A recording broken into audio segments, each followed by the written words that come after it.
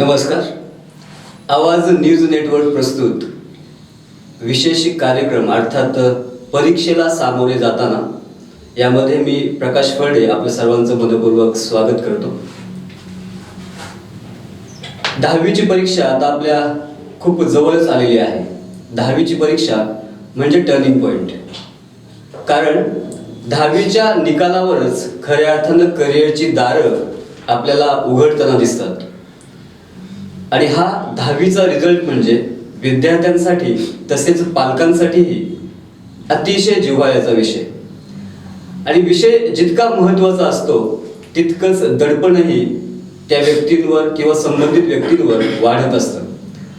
वर्षभर अभ्यास करूनही परीक्षेचं टेन्शन असतं.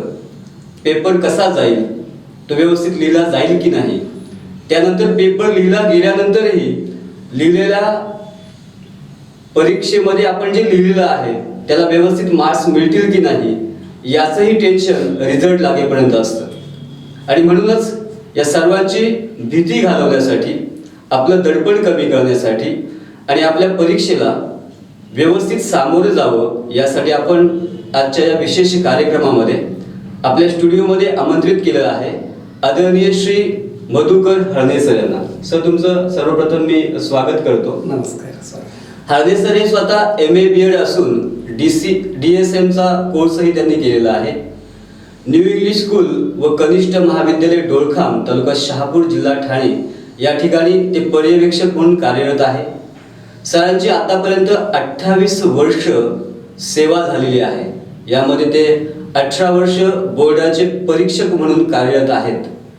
तर मॉडरेटर म्हणजेच नियामक म्हणूनही त्यांनी 7 वर्ष काम केलेलं आहे मराठी विषयाचे. 10वीच्या केंद्रामध्ये केंद्र संचालक म्हणूनही ते कार्य पाहत आहेत. त्याचप्रमाणे मराठी विषयाचे तज्ज्ञ मार्गदर्शक म्हणून ठाणे जिल्ह्यामध्ये विविध ठिकाणी ते व्याख्यानं देत असतात. याचप्रमाणे एक उत्तम साहित्यिक म्हणूनही त्यांचा गौरव केला जातो. कारण आतापर्यंत त्यांची 2 पुस्तकेही प्रकाशित झालेली आहेत. एक उत्तम निवेदक म्हणूनही त्यांची ख्याती आहे.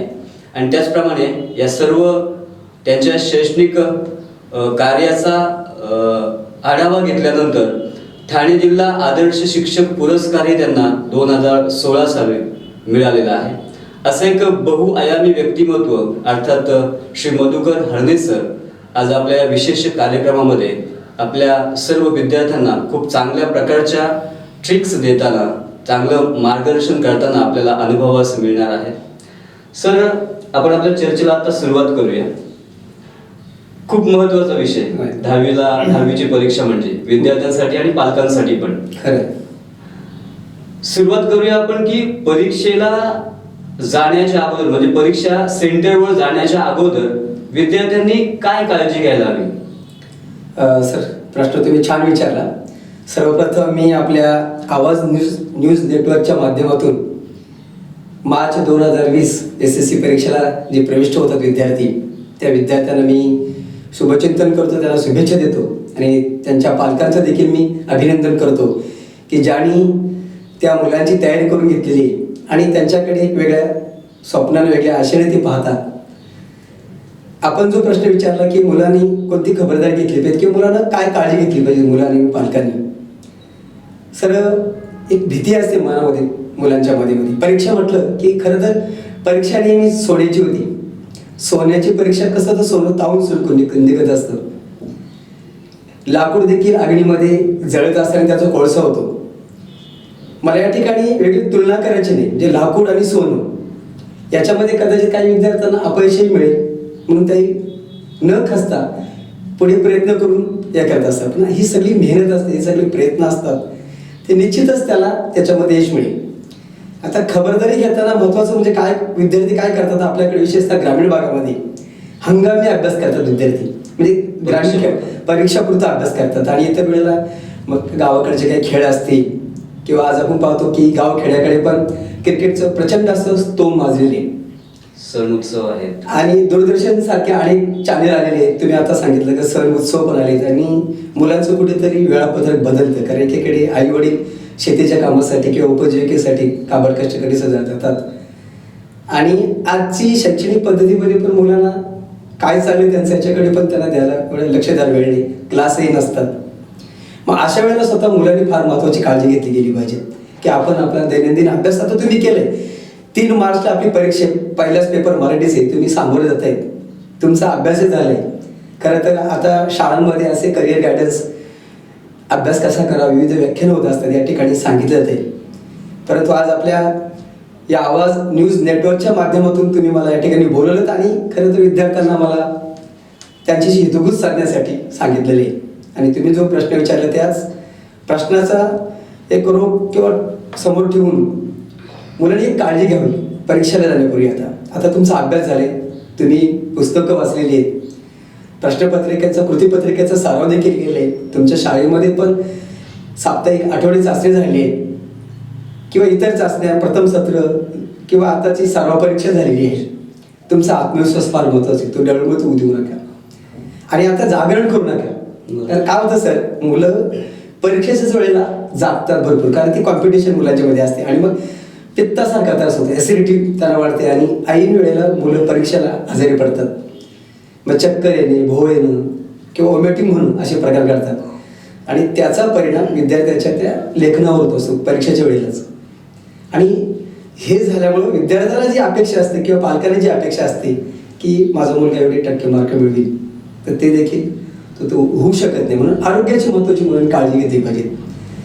आहार पण घेताना काळजी घ्या, जेणेकरून तुम्हाला त्रास होणार नाही असा तुम्ही दैनंदिन आहार घेतला पाहिजे. ह्यावेळेला थोडी पथ्य पाळली पाहिजेत. बाकीचे इतर कार्यक्रम असे धार्मिक कार्यक्रम, सामाजिक कार्यक्रम हे देखील त्यांनी पाळले पाहिजेत. हे झाले विद्यार्थ्यांच्या बाबतीत मी सांगेन. पालकांनी पण थोडी खबरदारी घेतली पाहिजे. आता असा एकही म्हणजे चॅनल, कुठल्या चॅनल लावा त्याला असं कार्यक्रम आहे. पूर्वी DD मेट्रो किंवा आपलं नॅशनल चॅनल होतं, 2च चॅनल असायचे आणि त्याच्यावर एक ठराविक कार्यक्रम असायचे. आज आपण पाहतो पालकांनी पण थोडीशी मुलांना म्हणजे दूरदर्शन तुम्ही लावा, टीव्हीवर पहा बातम्या, पण ते जरा आवाज कमी करा, कारण आपल्याकडे असा काही वेगळा स्टडी रूम नाही. मी जास्त आज आपल्या या आवाज न्यूज नेटवर्कच्या माध्यमातून बोलताना माझ्यासमोर ग्रामीण खेडे म्हणजे खेडेगावातील मुले आहेत आणि आपला या शहापूर तालुक्यामध्ये खेड्यांचं प्रमाण जास्त आहे. तिथे त्या मुलांना समोर ठेवून मी अधिकाधिक बोलतो. त्या स्टडी रूम असा काही वेगळा नसतो. म्हणून पालकांनी थोडी TV पण लावताना थोडीशी आता मर्यादा ठेवली पाहिजेत किंवा टीव्हीचा आवाज, घरातलं वातावरण म्हणजे गृहकल वगैरे, किंवा जर त्या कालावधीमध्ये टीव्हीचा वापर नाही केला तरी खूप काही मोठी गोष्ट नाही सर. तुम्ही अगदी तेही बरोबर बोलता, पण आपल्याला आज एवढं म्हणजे टीव्ही अविभाज्य अंग झाले किंवा मोबाईल एवढं अविभाज्य आहे. मी लहान मुलाला बघा, त्याला मोबाईल दिला की तो गुपचूप बसतो. म्हणजे तुम्ही एकदम त्याच्यापासून अलिप्त राहू नका, काही नाही करा असं काही नसतं. TV बघू पण मुलं पुढे गेलेली आहेत किंवा वर्तमानपत्र वाचून खेळून पण पुढे गेलेली आहेत मुलं. परंतु त्याला मर्यादा ठेवा. मुलाचा ज्या वेळेला अभ्यासाची वेळ आहे त्याचा आवाज कमी केला पाहिजे. घरातली काही तुमचं बोलणं चालणं असेल ते देखील मुलांच्या समोर, कारण त्याचा परिणाम मुलांच्यावर होत असतो. किंवा काही गोष्टी बोलत असतात ते मुलांपर्यंत पोहोचू देऊ नका, कारण मन करारे प्रसन्न सर्व सिद्धीचे कारण जगद्गुरु तुकोबाराय म्हणतात. त्या मुलाची मानसिक स्थिती चांगली जर असेल तर निश्चितच तो चांगल्या रीतीने अभ्यास करेल. म्हणून म्हणजे घरातील ज्या समस्या असतील त्या पण त्या कालावधीमध्ये मुलांपर्यंत पोहोचू देऊ नका, त्याला त्याची झळ पोहोचू देऊ नका, का त्याला असं त्याच्यावर काही धडपण आणू नका. आणि काही कामं असतील ते थोडंसं पालकांनी पण हे केलं पाहिजे की तू आम्ही ते करतोय, तू तिथे अभ्यास. असं म्हणतात की परीक्षेला जरी विद्यार्थी जात असेल, बरोबर, ते खऱ्या अर्थानं त्या कालावधीमध्ये पालकाची परीक्षा पालकाची पण अगदी बरोबर आहे, अगदी बरोबर आहे. पालकाची ती परीक्षा असते. कारण सर काय असतंय, आता जसं पूर्वी 12 वर्षाचं एक तप असायचं की ईश्वराकडे, ते पुराण काळामध्ये. बरोबर. आज खरं तरी 1ली ते 10वी पर्यंतच एक तप आहे मुलांना, आणि इथून 10वीच्या घरी या करिअरच्या वाटा त्याला मिळणार आहेत. आणि म्हणून 10वीकडे पालकांचा पण किंवा बाहेरच्या इतर समाजाचा पण शाळेचा रिझल्ट किती लागला हे बघतात, पण शाळेत कोणकोणते उपक्रम राबवतात, शाळेच्या काय समस्या कोणी बघत नाही, रिझल्ट बघत असतात. आणि म्हणून मुलाला किती टक्के पडले किंवा तुलना वगैरे करणं हे सगळे प्रकार. म्हणून पालकांनी या गोष्टीकडे थोडंसं लक्ष दिलं पाहिजे. पण त्याआधी मी पालकांनी सांगेल, आता बघा आपली कल चाचणी झाली, कल मापन चाचणी, त्याच्यामध्ये त्या मुलाला पूर्ण अधिकार दिले होते. मुलाचं कल कशात आहे, IQ टेस्ट त्याचे घेतले गेले, शासनाने त्याची कल चाचणी घेतली. मग त्याला कशात त्याचा कल आहे हे जरा बघा आणि तिथे त्याला पुढे पाठवा. तुम्हाला असं वाटेल का माझा पोरगा मेडिकलमध्ये गेला पाहिजे, प्राध्यापक झाला पाहिजे, वकील झाला पाहिजे, CA झाला पाहिजे, हे बघू नका. त्याला कशात त्याची आवड आहे हे तुम्ही जरा बघा आणि त्याला तशी त्याची पद्धत गेली. थोडक्यात अट्टहास नको कोणत्याच गोष्टी. हा, दुराग्रह किंवा अट्टहास तुम्ही अगदी बरोबर बोललात. किंवा तुलना नका करू दुसऱ्या शेजारच्या मुलाशी आपल्या मुलाशी करू नका.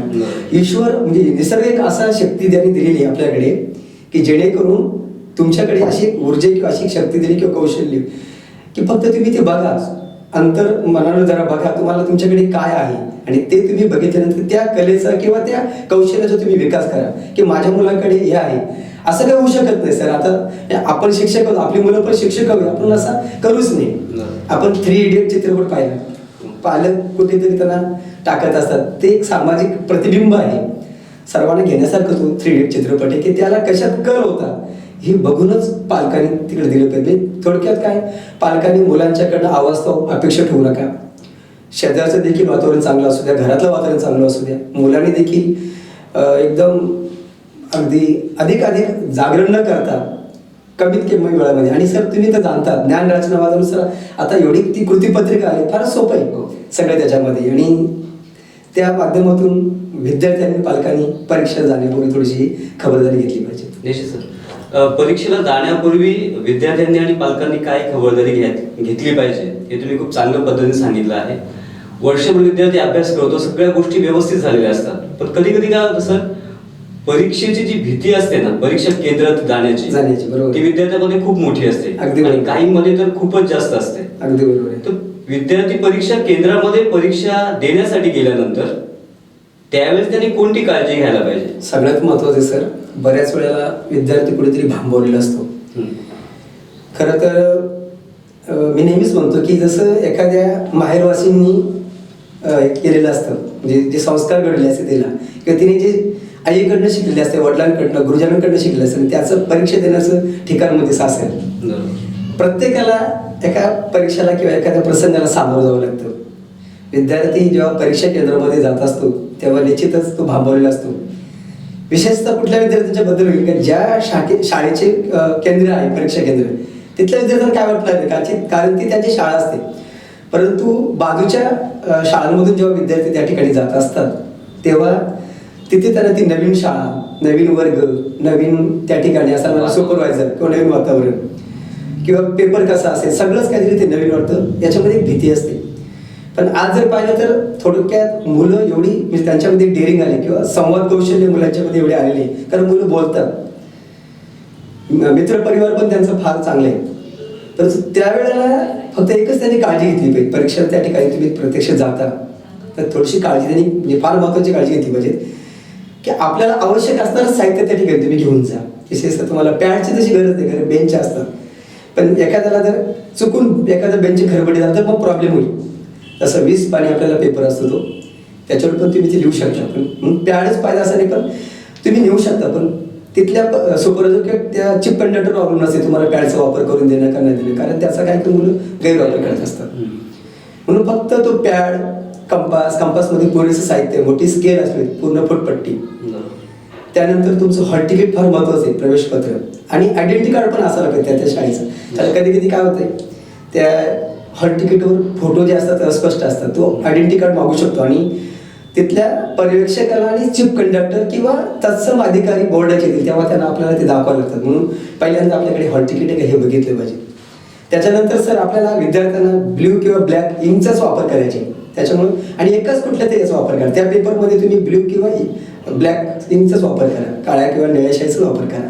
म्हणून आपल्याकडे मिनिमम 2 पेन तरी असले पाहिजे एकाच शाईची. बॉल पेनच असावे, जेल पेन किंवा हे नको, कारण ते फुटतात, किंवा स्केच पेनचा पण वापर करायचा नाही. दुसरं, भ्रमणध्वनीचा अजिबात वापर नाही तिथे, कारण आज आपण पाहतो पेपर फुटी प्रकरण आणि इकडे बिचारे ते चिप कंडक्टर असतील, ब्लॉक कंडक्टर असतील, कस्टडीन असतील, सगळे व्यवस्थित गोपनीयपणे ते काम करत असतात, कारण मला तो 1 वर्षाचा अनुभव आहे. परंतु चुकून एखाद्याने मोबाईल आणला आणि ती फोटो काढून जर बाहेर गेला तर फार भयानक आहे. मग संपूर्ण जबाबदारी ते परीक्षा त्या संचालकावर किंवा केंद्रावर ते संपूर्ण राहते. तर जर तो भेटला गेला असा तर त्या विद्यार्थ्यावर कारवाई होते आणि तो कायदेशीर तो गुन्हेगार ठरतो गेलो. मग शेवटी बोर्ड त्याची कारवाई करते. मग या सगळ्या वेळेमध्ये त्याचा वेळ फुकट जातो. अनावधाने राहिला तर खरं तर तो आणूच नाही, घरून आणायची काहीच गरज नाही. दुसरं, कधी कधी आज इलेक्ट्रॉनिक मीडिया एवढी वाढली गेली की असं पेन मिळतो सर असा त्या पेनाचा पण कॅमेरा सगळं त्याच्याने सगळं संवाद साधू शकता किंवा तुम्ही तर ते सुद्धा तुम्ही प्रलोभनाला अजिबात तुम्ही बळी पडू नका. वर्गात तिथे गेल्यानंतर एक गोष्ट पाहिली गेली पाहिजे की आपल्या आजूबाजूला कुठे आक्षेपाने काही कागद पडलेले का, कारण कथा कोणाची ना व्यथा कोणाला असे प्रकार घडले सर की खरोखर एखादा मुलगा टाकून देतो एखाद्या मुलाचं कुठेतरी हे करण्यासाठी किंवा आपल्या बाजूला असेल तर आपलं मग ते बस नको तर ते बघितलं सर आणि पर्यवेक्षकाच्या लगेच ध्यानात आलं कसं इथे कागद पडले मग ते शिपायला बोलून किंवा पाणी देणारे काही मुलं असते त्यांना बोलून ते टाकू शकतात. बेंचवर कुठे काहीतरी लिहिलेलं आहे का ह्या गोष्टी बघितल्या पाहिजे आपण किंवा तिथे काही पुस्तक आहे काही बघितलं पाहिजे किंवा आपल्याकडे पण पॉकेटमध्ये काय आहे काही बघितलं गेलं पाहिजे. जे दप्तर घेऊन जातो आपण त्या दप्तरमध्ये पण काही मौल्यवान वस्तू असता कामा नये कारण ते बाहेर ठेवतो आपण आतमध्ये अलाउड नाही.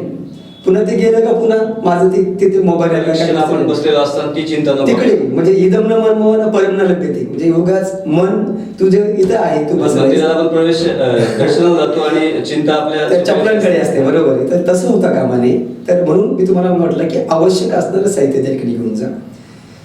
दुसरं ह्या गोष्टी म्हणजे तो प्रवेश करण्यात तिथे गेल्यानंतर या गोष्टी काळजी घेतली पाहिजे. प्रत्यक्ष तुम्ही आता मला सांगितलं की हॉलमध्ये गेल्यानंतर किंवा त्या परीक्षा केंद्रामध्ये गेल्यानंतर त्याला ही काळजी घेतली पाहिजे. खरं तर आता बोर्डाने एवढी सवलत दिली की सुरुवातीचा पहिला पेपर आपला 3 मार्च 2020ला पेपर आहे मराठीचाच पेपर आहे आपल्या मातृभाषेचा पेपर आणि आता आपली 27 तारखेला मराठी भाषा दिली होते. मराठी भाषा तुम्ही मुलांना पेपर चांगला लिहा फार सोपा पेपर आहे फक्त लेखन करताना काळजी घ्या. सर मी तुम्हाला सांगेन की मुलांनी काळजी कोणती घेतली ते म्हणजे पहिला पेपर त्याच्यामुळे त्याला कुठल्या ब्लॉकमध्ये त्याचा नंबर आहे कुठल्या बेंचवर त्याचा नंबर आहे हे जरा त्यांनी बघितलं गेलं पाहिजे. त्यांनी त्याच सीटवर त्यांनी बसावं. 10:30ला उत्तरपत्रिका जेव्हा वॉर्निंग बेल होईल मुलांनी बेंचवर त्या ठिकाणी बसायचं आपलं साहित्य घेऊन जे आवश्यक आहे ते आणि उत्तरपत्रिका त्याला 10:30ला हातात त्याच्या मिळेल. 10:30ला याच्यासाठी की त्यांनी उत्तरपत्रिकेत काही नियम आहेत कसं विद्यार्थ्यांसाठी त्या परीक्षार्थीसाठी काही नियम आहेत ते त्यांनी वाचावेत हा त्याचा उद्देश आहे. ते वाचल्यानंतर लगेच त्यांनी आवश्यक ते रकाने ते भरले गेले पाहिजेत. मग त्याचा सेट नंबर बैठक क्रमांक मुलाला कदाचित माहित नसेल खरं तर रिसिट आपण प्रत्येक विज्ञान प्रात्यक्षिक परीक्षा किंवा तोंडी परीक्षेला आधीच दिलेली. मुलांनी पुन्हा एकदा ते बघून घ्यावेत मराठीत लिहा किंवा इंग्रजीत लिहा. हा तर सुरुवातीला तुम्ही हॉल तिकीट बघून ते लिहा इन अंकी आणि अक्षरीमध्ये ते लिहून झाल्यानंतर किंवा काहीतरी चूक झाली तर पर्यवेक्षकांच्या तिथले ध्यानात आणून द्या सर माझ्याकडे चुकलं उगाच खाडोखोड किंवा घाबरून येण्याचं कारण नाही. त्याच्या आधी एक सूचना फार महत्वाची उत्तरपत्रिका जेव्हा तो सुपरवायझर देईल तेव्हा त्यांनी काळजी घेतली पाहिजे. ती उत्तरपत्रिका त्याला चाल कधी कधी सर काय होतं पानं दुमडलेली असतात किंवा उलटी असतात फाटलेलं असतं आणि मग ते आक्षेपार्ह ठरतं एक्झामिनर ते पेपर तपासत नाही मग ते मॉनिटर चीफ मॉनिटर अशा मग ते अनेक अडचणी सांगत होते. म्हणून पहिल्यांदा त्यांनी उत्तरपत्रिका मुलांना उत्तरपत्रिका पहिल्यांदा तुम्ही पहा आणि नंतर मग तुमचं ती माहिती आवश्यक माहिती रकान्यांच्या वरती भरा. जसं मी तुम्हाला सांगितलं सुरुवातीला की सेंटर क्रमांक असेल प्रत्येक आपल्याकडे अनेक सेंटर आहेत सीट नंबर केंद्र क्रमांक आहे आणि बैठक क्रमांक अंकी आणि अक्षय त्याच्यानंतर विषय आहे त्याच्यानंतर पुढे दिला पेपर म्हणजे पेपर क्रमांक. तो पेपर क्रमांक फक्त कुठेही मराठी हिंदी इंग्लिश किंवा संस्कृतसाठी या 4 भाषांसाठी अजिबात नाही. फक्त अल्जेब्रा आणि जॉमेट्री म्हणजे बीजगणित आणि भूमिती. अल्जेब्रा असेल तर 1 भूमिती असेल जॉमेट्री असेल तर 2 तसंच हिस्ट्री सिविक्स असेल तर 1 आणि जॉग्राफी असेल तर 2 विज्ञान 1ला 1 आणि विज्ञान 2ला 2. इथेच फक्त पेपर क्रमांक टाकायचे कारण मुलांना ते कळत नाही. काय होतं कधी कधी काय होतं सर की मराठीचा पेपर 1 आहे ना 1 टाकतात हिंदीचा जसा क्रमांक आहे तसं मुलं टाकतात. त्यात अजून सर म्हणून विषय असतो त्याच्यामध्ये लँग्वेज ऑफ आन्सर. हा लँग्वेज ऑफ सगळ्यात महत्वाचं सर बरेच वेळेला विशेषतः आता आपल्या मराठी माध्यमच्या शाळेत आणि काही सेमीचे किंवा इंग्लिश मिडियम शाळेत परंतु मराठी विषयाची भाषा ही लँग्वेज ऑफ आन्सर मराठीची आणि मराठी माध्यमच्या अगदी इंग्रजीची पण भाषा मराठीची एवढ्या सगळ्या विद्यार्थ्यांनी ध्यान ठेवा कारण ट्रान्सलेशन त्याच्यामध्ये असतं मराठी भाषांतर असतं. कधी कधी मुलांना तो प्रश्न पडतो आपण इंग्रजीमध्ये उत्तर देत आहेत म्हणजे बरोबर आपण तर मुलांनी या माध्यमातून फर्नेसांनी छान प्रश्न विचारला गेला. उत्तर लेखनाची भाषा म्हणजे लँग्वेज ऑफ आन्सर तुम्ही ती मराठीच लिहायची तर एवढी थोडीशी खबरदारी घ्या. तदनंतर सर हे सगळं वाचल्यानंतर माहिती देत भरते विद्यार्थी आणि मग लगेच तोपर्यंत काही मुलं काय करतात आखतात. खरं तर ते आखण्याची गरज नाही समास ऑलरेडी एक आहेच. मुलं उजव्या बाजूला पण समास आखतात ते आखू नका मुलांना बॅड इम्प्रेशन कारण तुम्ही काही कविता लिहित नाही कारण त्याच्यामध्ये बॅड इम्प्रेशन असं काही नसतं का जेवढ्या ओळी तेवढं लेखन काय असं नाही. शब्द मर्यादावरती दिली तुम्हाला की एवढ्या शब्दामध्ये तुम्ही हे उत्तर लिहा तेवढंच अपेक्षित आहे. किती ओळींच्या मध्ये लिहिणं हे नाही, शब्द मर्यादा तिथे दिलेली आहे सर. हे पहिल्यांदा मुलांच्या लक्षात आहे. आणि गुंजाबाजूला तुम्ही समास दाखवू नका ना, त्याच्यामध्ये वेळ घालू नका, कारण आपल्याला वाचायचे ते कृतीपत्रिकेमध्ये उतारे, त्याच्यामध्ये त्याच्यात तुमचा वेळ जाणार आहे, म्हणून त्याच्यामध्ये वेळ घालू नका. हा, मात्र शिरोरुष दिल्या गेले पाहिजे. त्याच्यानंतर सर 11:15 बरोबर पुन्हा बेल पडेल आणि विद्यार्थ्यांच्या हातात कृतीपत्रिका पडेल. मुद्दाम म्हणजे पालकांच्या माहिती देतो, कृतीपत्रिकाच्यासाठी आले की आता प्रश्नपत्रिका शब्दच राहिली, प्रश्न नाहीत, मुलांना आता ते लिहायचे स्वतःच्या याच्यामध्ये. उपयोजनात्मक जास्त आहे. हा, ज्ञान रचनावादावर आकलन याच्यावर जास्त त्यांनी दिलेले गेले. आणि मग ती कृतीपत्रिका हातात पडल्यानंतर उजव्या बाजूला तुमचा बैठक क्रमांक टाकला, तो पहिल्यांदा टाका आणि नंतर काही मिनिटे तुम्ही ती कृतीपत्रिका ती वाचा. तुमच्या एक लक्षात येईल आणि कॉन्फिडन्स तुम्हाला पण येईल. बरोबर. आणि मग सरकारी मग लेखन करायला सुरुवात करावी. पण ते करत असताना आता तुम्ही सांगितलं की लेखन प्रत्यक्ष जेव्हा ते करतोय तेव्हा त्यांनी एक बघावं, कारण असं म्हटलं जातं की first impression is best impression two is last impression. आपल्याकडे आपल्याला अध्यापन शास्त्रामध्ये शिकवलं जातं की सोप्याकडून कठीणाकडे. सोपं असेल तर ऑटोमॅटिक त्याला पुढे पुढे मध्ये काय वाटणार नाही. मग जसं आपल्या मराठी भाषेच्या दृष्टीने मी मराठी अध्यापन करतो, त्या दृष्टीने मी सांगेल जसं आपला कृती प्रश्न आपल्याला 4 आहे, व्याकरणाचा भाग आहे की जो 8 मार्काने, व्याकरण 8 मार्काला आणि भाषा अभ्यास 8 मार्काला, तर तो अगदी सहज सोपा आहे, एकदम सहज सोपा आणि स्पीड वाढणार आहे. असं कुठलाच विद्यार्थी म्हणजे सर्वसामान्य पण विद्यार्थी सोडू शकतो. आणि आता त्यातलं बरंचसं व्याकरणाचं भाग कमी केलेले, म्हणजे समास असतील 2 मार्काला शब्दसिद्धी आणि 4 मार्काला वाक्प्रचार, ते 8 मार्काचं असं लगेच आहे. नंतर भाषा अभ्यास तो तर फारच सोपा आहे की पहिली ते 9वीचे व्याकरण त्याच्यामध्ये टाकले. मग समानार्थी शब्द असतील, विरुद्धार्थी शब्द असतील, शब्द समूह शब्द असतील, लिंग वचन विभक्ती ओळखा असे काही, किंवा एका शब्दाचे अनेक अर्थपूर्ण शब्द तयार करणं, तर असे सहज शब्द असतात. इथे काय होतं, त्याचा स्पीड येतो. पण त्यांनी प्रश्न, तो कृती प्रश्न मात्र तोच क्रमांक टाकला पाहिजे ना, 4था. म्हणजे असं काही नाही की पटीत उतरायचा, तो पहिला लिहिला पाहिजे, तर त्याच्यामुळे त्याचा वेळ कसा जाणार आहे, तो उतार वाचणार आहे.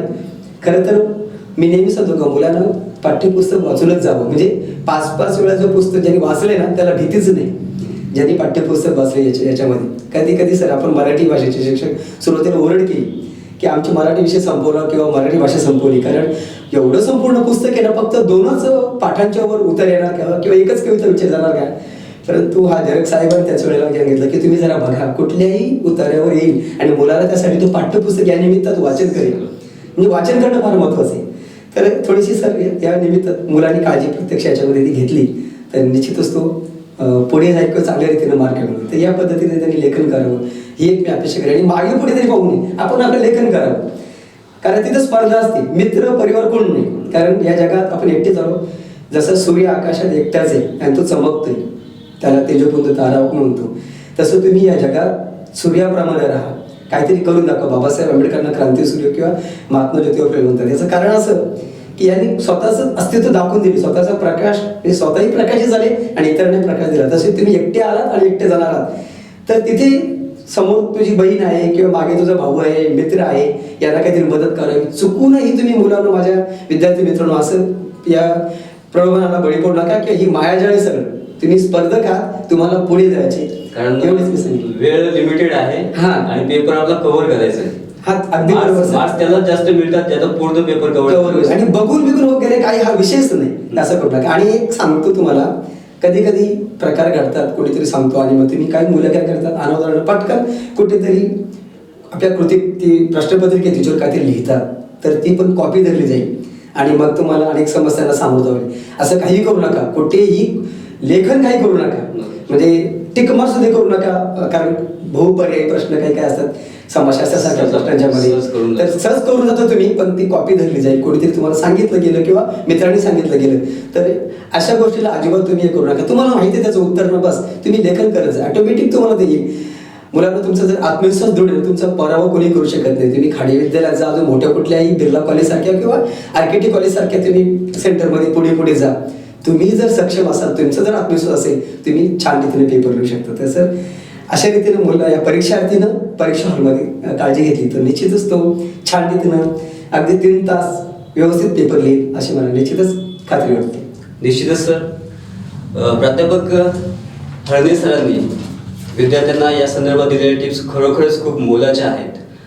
आणखी विविध मुद्द्यांवर आपण त्याच्याशी चर्चा करणार आहोतच, पण तत्पूर्वी आपण घेऊया छोटीशी विश्रांती.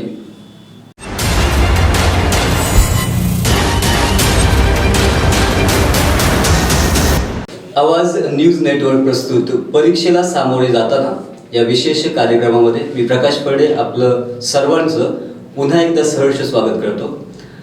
आपल्या सर्व विद्यार्थ्यांना मार्गदर्शन करण्यासाठी आपल्यासोबत आहेत प्राध्यापक मधुकर हळणे सर. हळणे सर, पुन्हा एकदा तुमचं स्वागत. धन्यवाद सर. मग अशी आपण चर्चा केली की प्रत्यक्ष परीक्षा केंद्रामध्ये पेपर लिहिताना घ्यावं याची काळजी.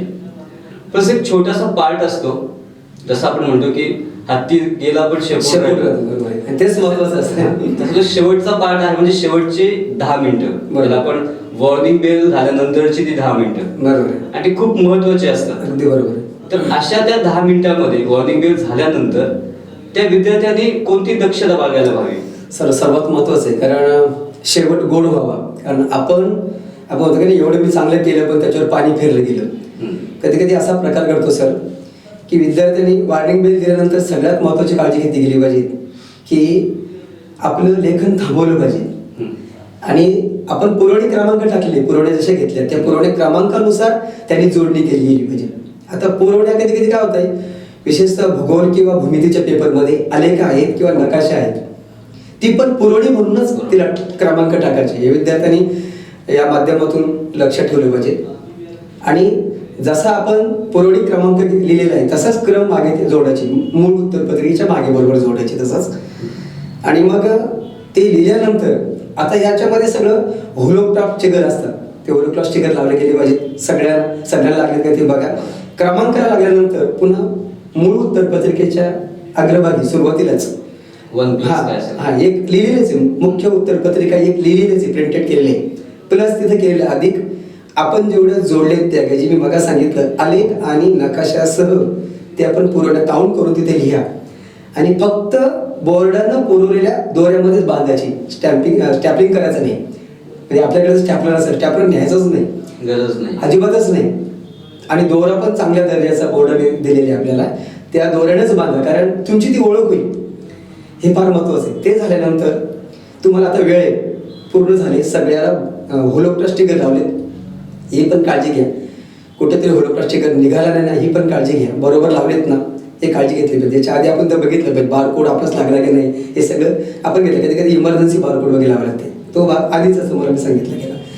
तर मध्ये मग थोडंसं वाचन करा. तुमचं आता लेखन असेल ते लेखन पूर्ण करा, वेळ तुम्हाला मिळेल. तुम्ही जर लेखन बरोबर म्हणजे टायमिंग प्रत्येक घटकाला दिला असेल तुम्हाला तुम्ही, तर निश्चितच तुम्हाला वेळ भरपूर राहतो शिल्लक.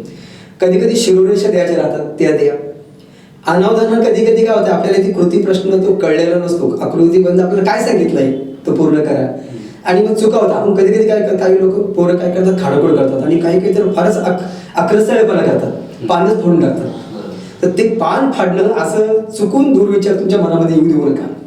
कारण ते पान तिथे रेषा फक्त घोडा गेला, बाकीचं काही करायचं नाही, त्याचा परिणाम दुसऱ्या तर होणार नाही असं ते बघायला. महत्वाचं म्हणजे कारण ते पान फाडले गेले तर तुमचा पेपर राखून ठेवलं जाईल आणि रिझल्ट पण राखून ठेवलं, हे काही करू नका. आक्षेप आहे त्याच्यामध्ये काही लिहू नका. कारण सर आता मी नियामक म्हणून काम करतोय, आज जवळजवळ 7-8 वर्ष काम झाले मॉनिटर म्हणून मराठीचा. काही एक्झामिनर सांगतात कसं, आणि बघा असं लिहिले की माझा साखरपुडा आहे, मी जर नापास झालो तर मला भयानक असे काहीतरी समस्याला तोंड द्यावं लागेल. मुलं काही लिहितात किंवा मोबाईल नंबर टाकतात. चुकूनही या गोष्टीला अजिबात तुम्ही थार देऊ नका, म्हणजे टाकायचंच नाही. कारण ती तुमची ओळख आहे आणि बारकोड सिस्टीम आपल्याकडे आहे, तुमची ओळख होईल असं काही तिथे टाकू नका. कारण ते पेपर मी पुन्हा सांगतो तपासले जात नाही, ते मॉडेलकडे मॉडेलर चीफ मॉडेलकडे नेतो आणि त्याच्यासाठी शेवटी आपल्या मंडळाकडे परीक्षा मंडळाकडे तो पेपर राखून त्याच्यावर निर्णय घेतला जातो आणि तुमचा रिझल्ट पण राखून ठेवला जातो. पुन्हा असं काही लिहू नका. ह्या सगळ्या झाल्यानंतर पेपर तुमचा तयार झाला, तुम्ही पेपर वाचतायत. कधी कधी काय राहतं सर, एखादं लेखन करत असताना काही शब्द राहतात. आपल्याकडे मुलांनाही माहिती आहे भाषा अभ्यास कृतीप्रश्न 4 मध्ये आपल्याला भाषा अभ्यास आहे, त्याच्यामध्ये विरामचिन्ह आहेत. एखादा शब्द राहिला तर मग तिथं आता तो कुठे घ्यायचा, तर त्याच्यासाठी एक काकपद आपण ज्याला म्हणतो ते काकपद चिन्हांचे प्रकार म्हणून, आणि मग तिथे वरच्या किंवा खालच्या भागात ते तुम्ही लिहू शकता शब्द, पण तो खोलू नका. कारण शुद्ध लेखन फार महत्वाचे. ते या गोष्टीला महत्त्व दिले गेले पाहिजेत. आणि मग मी सांगितलं शिरोरेषा दिल्या गेल्या पाहिजेत. कारण आपली मराठी भाषा का जी ज्ञानेश्वर माऊलीनं अमृतालाही पायजा लावून जिंकणारी माझी माई बोली मराठी आहे. तर तिचा साध शृंगार जेवढा तुम्ही चढवा, कारण जास्त हस्ताक्षर चांगला आहे ते फार महत्त्वाचं आहे. आणि मी या माध्यमातून मुलांना पण सांगेन, विद्यार्थ्यांना त्यांचं हस्ताक्षर चांगले नाही त्यांनी ब्लॅक इंकचा काळ्या शाईचा वापर करा, बॉलपेनचा त्यांनी वापर करा, कारण ते अक्षर उठावशीर दिसतं तुम्हाला. आता ही झाली सगळी बांधणी, पुरेसा वेळ पुरलाय, गजर होतो तुमच्या मध्ये पुन्हा कोणी जायचं नाही उठून, आणि मध्ये तुम्हाला जाताच येत नाही, कोणी सोडणार पण नाही. म्हणून पेपरच्या आधीच तुम्हाला पाणी प्यायला तिथे विद्यार्थी देणार असतच, परंतु मध्ये लघुशंका वगैरे काही असेल या गोष्टीला जायला तुम्हाला अजिबात ठार नसतो. आणि म्हणून या गोष्टी आधीच आपण दक्षता घेऊन केल्या गेल्या पाहिजे, ओळखल्या गेल्या पाहिजेत. मध्ये जाताच येत नाही. आपला पेपर आपल्या क्रमांकाच द्या, तिथेशी दिला गेला पाहिजे. आणि जाताना आपलं जे साहित्य आहे, मग तुमचं हॉल तिकीट असेल, पॅड असेल किंवा कंपास असेल, हे सगळं, किंवा पाऊच असतो, काही विद्यार्थी कंपासच्या घेऊन येतात, तर ते सगळं तुम्ही तुमचं घेऊन जा. बाहेर तुमची बॅग असेल किंवा ती तुमचीच बॅग घेऊन जा. तर अशा रीतीनं विद्यार्थ्यांनी जर या गोष्टी केल्या गेल्या तर म्हटलं त्याला काही त्रास होणार नाही. त्यांनी परीक्षा केंद्र सोडताना अशा परीक्षा केंद्र त्यांनी काळजी घेतली आणि आपला पेपर तो दिला गेला पाहिजे. आपण आपलाच पेपर द्यायला. आणि कधी कधी मी मागे सांगितलं सर, मित्र असतात फार, म्हणजे वेडे मित्र असतात, पण हा वेडेपणा तुम्हाला मागात ठरेल. तुम्ही केवळ एकटे नाहीत, मी तुम्हाला सांगितलं का तुमच्या मागे तुमचे आई वडील आहेत ज्याने तुम्हाला मोलमजुरी करून शिकवले. कधी कधी मुलं काय करतात, मोह होतो, आपली पुरवणी आपल्या मित्राला देत असेल, ती पुरवणी त्याच्याचकडे राहते मित्राकडे. तर असं काही प्रकार होणार नाही आणि घडू पण देऊ नका. कदाचित काही नाही अतिशयोक्ती वाटेल, पण हे जे प्रकार आम्ही आमच्या अनुभवातून सांगतो, घडले प्रकार चुकून आता हे कधी घडणार नाही. जर पर्यवेक्षक दक्ष असेल तर घडणार नाहीत. आणि म्हणून आम्ही पर्यवेक्षक सांगतो, तुम्ही वर्गात जेव्हा जाता तेव्हा तुम्ही कुठल्या शाळेचे शिक्षक म्हणून जात नाही, तुम्ही बोर्डाचे कर्मचारी आहात, हे लक्षात घ्या. आणि माझ्या शिक्षक बंधूंना पण मी या ठिकाणी असं आवाहन करेल की माझ्या शिक्षक बंधूंनो, आपण प्रचंड कष्टानं शिकलो. कदाचित आजच्या 7व्या आयोगानुसार काही लोकांना जरा म्हणजे जळकी वृत्ती होत असेल, लोक आपल्या याच्यात जळत असतील, पण आपल्या ते ब्रेनचं आपण केलेलं कष्टाचं ते मेहनत आपल्याला ते मेहनताना मिळतोय. तर तुम्हाला मी एवढं सांगेन, आपण नोकरी अजून मिळत नाही, नोकरी मिळवलेली आहे. आणि मग अशा वेळेला तुम्ही आपल्या विद्यार्थ्याच्या कुठेतरी मोहात पडाल तर तसं काही होऊ देऊ नका. कारण बऱ्याच शिक्षकांना पण त्यांच्यावर कारवाई केलेली, त्यांना सस्पेंड केले, त्यांच्या सेवा पुस्तिकेत नोंदी केलेली. कृपया असं काही होऊ देऊ नका. तुम्ही तिथे कुठल्या शाळेचे शिक्षक म्हणून जात नाही, तर बोर्डाचे कर्मचारी म्हणून, पर्यवेक्षक म्हणून तिथे जात आहात. तर माझ्या शिक्षक बंधूंना कदाचित हे वाटेल कारण सर असे बोलतात, पण लक्ष घ्या, आपली लेकरं आहेत, आपलं कुटुंब आहे. आपण कर्ज काढलं असेल तर दुसरं या गोष्टी आपण थोडीशी काळजी घ्या. मला जे काय बोलायचे हे तुम्हाला सुज्ञासा सांगणे आधी काही नाही लागेल. एक शेवटचा प्रश्न विचारला. हा सर. प्रश्न खूप महत्वाचा आहे. आपण सगळी चर्चा केली परीक्षा होईपर्यंत, बरोबर आहे, पण सध्याचं जर आपण वातावरण पाहिलं ना, तर खऱ्या अर्थात काळजी घेणं गरजेची आहे ती परीक्षा झाल्यानंतर सुद्धा. आपला पेपर होतो, परीक्षा होऊन जाते, मुलं त्यांचा अंदाज बांधत असतात, किती मार्क्स मिळतील, कसे पेपर गेले त्यानुसार. बरोबर. आणि मग चांगले वाईट परिणाम आपल्याला पाहायला मिळतात समाजामध्ये. बरोबर आहे. तर खऱ्या अर्थाने ही परीक्षा संपल्यानंतर मुलांनी आणि पालकांनी पण काही गोष्टींची काळजी घेणं गरजेचं आहे, किंवा त्या प्रकारचं वातावरणामध्ये राहणं गरजेचं आहे. तर नेमकं ते वातावरण म्हणजे परीक्षा झाल्यापासूनचं तर रिझल्ट लागेपर्यंत अगदी बरोबर आहे, कसं असावं. बरोबर आहे. आता या विद्यार्थ्यांना जवळजवळ 2-2.5 महिन्यामध्ये सुट्टी पेपर झाल्यानंतर. बरोबर. सगळ्यात महत्त्वाचं म्हणजे सर, आता शेवट पेपर संपल्यानंतर आता पुढे काय करायचं, कारण मुलांना एक अभ्यास वृत्ती जी तयार झाली असते, मग लवकर झोप येत नाही त्यांना. मी माझ्या पहिले सर, तुम्ही प्रश्न छान विचारलाय की त्या मुलाने अशा वेळेला तो आता अभ्यास झालाय, तो विषय बाजूला ठेवा. तुम्ही काय करायचं, मग त्या पिरियडमध्ये का तुम्हाला ती सवय लागली ना, मग अवांतर पुस्तकं वाचा, हे महत्वाचं आहे. तुमचा तो वेळ जाईल आणि वाचन केल्यानंतर ऑटोमॅटिक तुम्हाला शांत झोप येईल. खेळा, आता एकदम मन मोकळेपणे तुमच्या आवडीचे खेळ किंवा छंद आहेत ते जोपासा.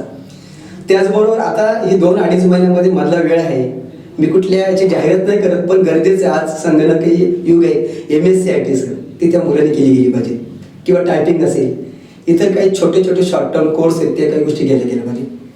दुसरं सगळ्यात महत्त्वाचं म्हणजे जेव्हा शेवटचा पेपर संपतो ना सर, कधी कधी आपल्या तिथल्या परीक्षा मंडळाला किंवा पोलीस यंत्रणेला पण तोंड द्यावं लागतं. ते सांगणं मला या ठिकाणी गरजेचं आहे सर, की मुलं बाहेर कुठल्या तरी या पिरियडमध्ये काहीतरी भांडणं झाली असतात, कशा तरी वेगळे कुठे छोटी छोटी कारणं असतात, पण ती ही तरुण मुलं आहेत ना, त्यांना त्यांचा राग आहे ना, हा मग तो बघून घेऊ असं वगैरे असं कधी करतात. आणि मग ते त्याचं ते आवरणं पण अवघड होतं आणि त्याची परिणिती अशी होते की कुठंतरी कोणातरी एखाद्या निष्पाप जीव जातो किंवा हाणामारी अशा प्रकार घडतात. तर तसे काही घडू देऊ नका. झाले गेले विसरून जावे, पुढे पुढे चालावे, कारण याला जीवन असं नाव म्हणतात. आपला राग सात्विक राग असला पाहिजे. आपण विद्यार्थी आहोत आणि उद्याचे नागरिक आहोत. या राष्ट्रपिता महात्मा गांधींच्या या नव्या देशाचे तुम्ही नागरिक आहात. शांती प्रिय असा हा देश आहे आणि ते तत्व तुम्ही पाळलं पाहिजे. दुसरं, ह्या अशा गोष्टी तुमच्याकडनं घडणार नाही मी एक अपेक्षा करतो, कारण तुम्ही एक चांगल्या आईवडिलांची मुलं आहात. त्यानंतर असाही प्रकार घडतो की मुलं शेवटच्या दिवशी मुलं कुठे जातात, काही आईवडिलांना विचारतो कुठेतरी, मग चला टेटवाळ्याला जाऊ, गणपतीला, चांगलं आहे ठीक आहे, पण त्यांनी ते आईवडिलांना विचारलं गेलं पाहिजे किंवा कुठेतरी ट्रिपला जाऊ, हा म्हणजे पिक्चरला जाऊ, शेवटचा दिवस जरा एन्जॉय करू. पण मुलांनो, तुमच्यासाठी भरपूर वेळेस आईवडिलांना विचारा आणि त्यांची परवानगी घेऊनच तुम्ही तसं ते गेलं पाहिजे. आणि मग पेपर झाला, मूल किंवा मुलगी आली नाही तर या विवंशमध्ये त्याला हे करू नका. तुम्ही प्रचंड मेहनत घेऊन परीक्षा दिली आणि तुम्ही यशस्वी होणारच आहात. त्यानंतर सर मी एक सांगेल, या सगळ्या गोष्टी मुलं ऐकतात, पालक पण ऐकतायत, त्यांच्यातून चांगल्या गोष्टी घडतील. कुठलेही आईवडिलांना दोष लागणार नाही, शाळेला दोष लागणार नाही, तिथल्या केंद्राला दोष लागणार नाही किंवा आपल्या जीवनाला कुठेतरी बट्टा लागणार नाही, हे विद्यार्थी काळजी घेतील. दुसरं, पालकांनी थोडी खबरदारी घ्यायची. आता या पिरियडमध्ये 2-2.5 महिन्यामध्ये आता एप्रिल महिना होतो, मार्च नंतर त्याचं इन्कम सर्टिफिकेट काढा, उत्पन्नाचा दाखला काढा. ज्याला तो इंजिनिअरिंगला डिप्लोमासाठी जर ॲडमिशन घ्यायचं असेल, कॉलेजला लागायचं असेल ॲडमिशन सायन्सला, तर त्याला उत्पन्नाचा दाखला लागेल किंवा आदिवासी सर्टिफिकेट, डॉमसाईल सर्टिफिकेट असेल, नॉन क्रिमिनल सर्टिफिकेट असतील, जातीचा दाखला असतील, हे दाखले तत्सम दाखले ते काढून लागणार आहेत. कारण जूनमध्ये जेव्हा ॲडमिशन झाली मग प्रचंड गर्दी होती.